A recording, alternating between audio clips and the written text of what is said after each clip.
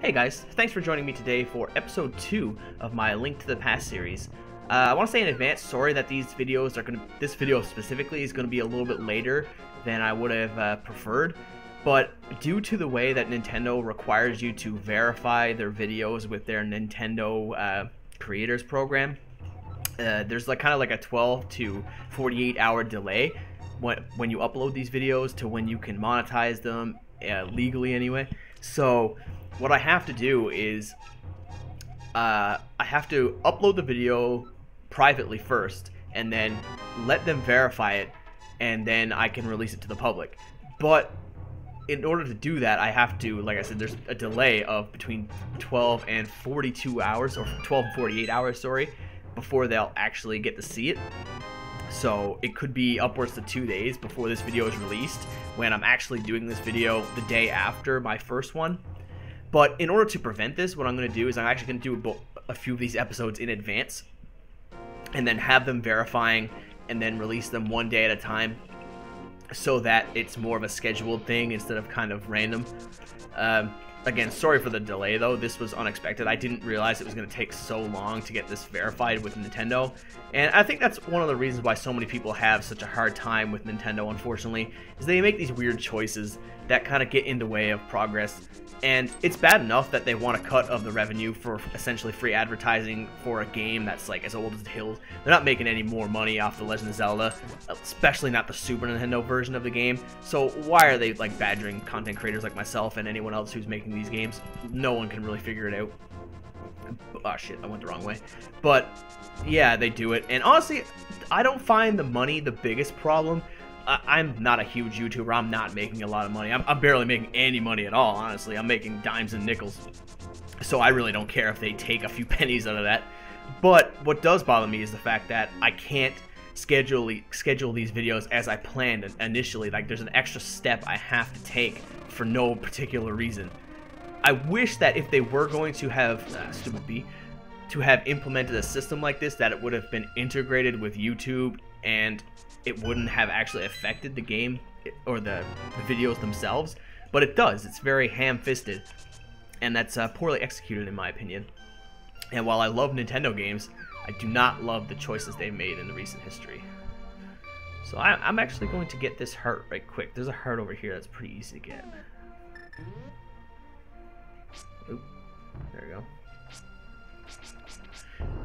But yeah, I wish Nintendo didn't make content creators have to jump through these kind of loopholes or loops in general in order to get this stuff done. Really unfortunate.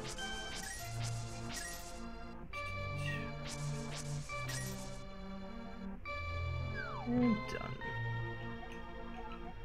Easy. This is one of the easiest hearts to get in the game. If you don't know about this thing though, if you don't know you can jump over this, then it actually becomes a little bit harder to make it, but you can still make it around pretty easy. But if you jump over that little ledge, it's super easy to make it in time. Okay, so off to the second dungeon. I've done enough ranting about Nintendo. It wasn't really intended to be a rant, mostly just an explanation of why this video is going to be a little bit later than it probably should be.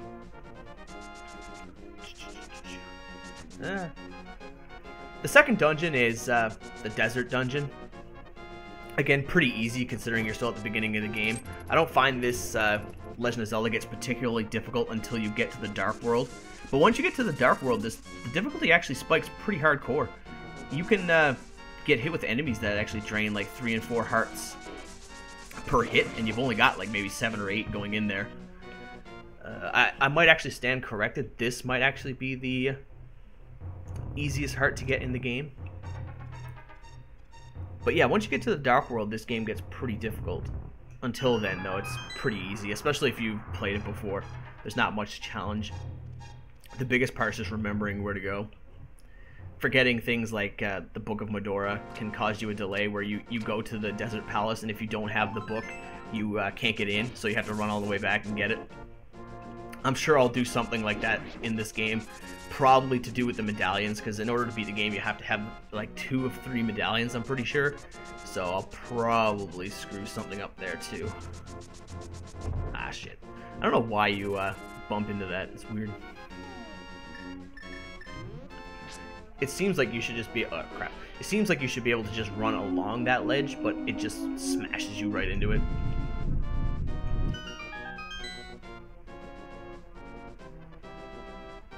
Alright, let's start the second dungeon.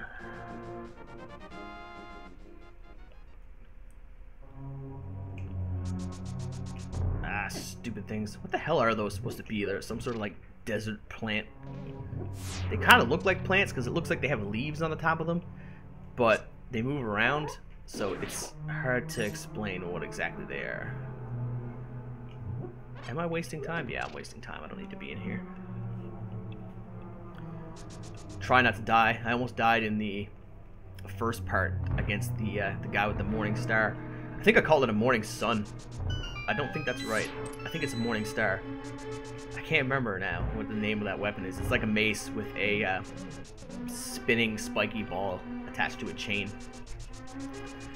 Whatever that is, he almost killed me, and I don't want to die until I at least get the Dark World, or at all. If I could not die, that would be great, but I haven't played this game in a while, so it's probably going to happen at some point. Get out of here. There are much quicker ways to complete these rooms, but I'm not doing them optimally. Did I come here too early? I think I did. No. Okay, never mind. Wow, it's been so long since I played this game. I should know better than this. I thought that was the room with the treasure box in it, but it was just the master key you need for the treasure box. Alright, so now that we got the key, we can go get the big treasure.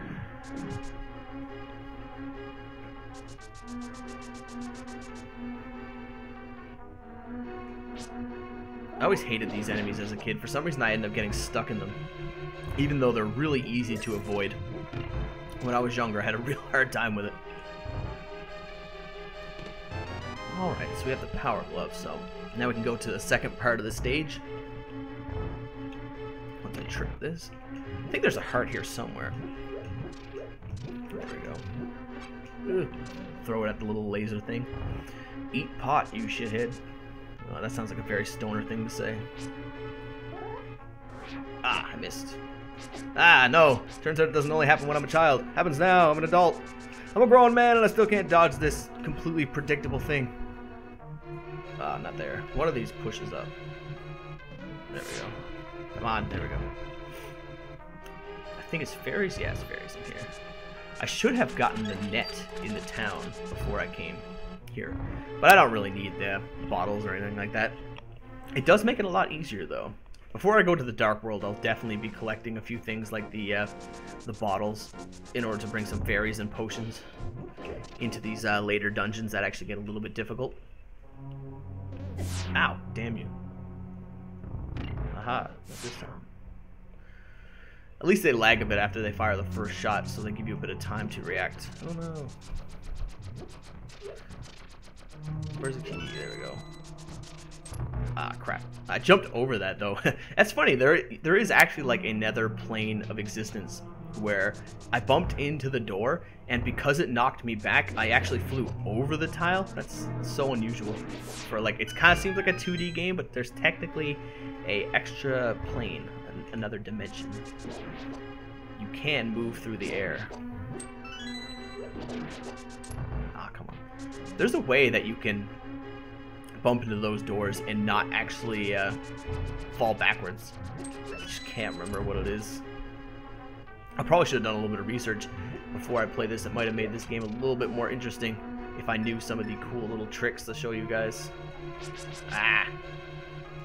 Still not used to the buttons. Get up, you dumbass. There we go. Some arrows. Light these. I didn't think I actually got that last one. It felt like I was a little bit too far away. I remember being a kid and being really impressed by the moving wall for some reason. That felt awesome when I first seen it. Not sure why, but it really did. Shows you the difference in effects these days. I don't know if that's the right timing, but you can hit those guys with bombs. Nah, it's too early. No, I did hit them. Okay. But yeah, you can hit these guys with bombs, but it's a little tricky. Okay, This was an annoying boss when I was younger, but as you get more familiar with it, you realize that the rocks only spit out from like one side. So if you're careful, they can't really hit you. That being said, I'm not really being careful. You can also hit these guys with arrows, which speeds this process up a lot. Not sucking helps as well. It's something I could definitely learn to take some advantage with. There's a little bit of lag here when you hit these guys. Not sure why, but it seems like certain points in this game just have like innate lag with the ROM. I don't know why that would happen on an emulator, but it definitely does.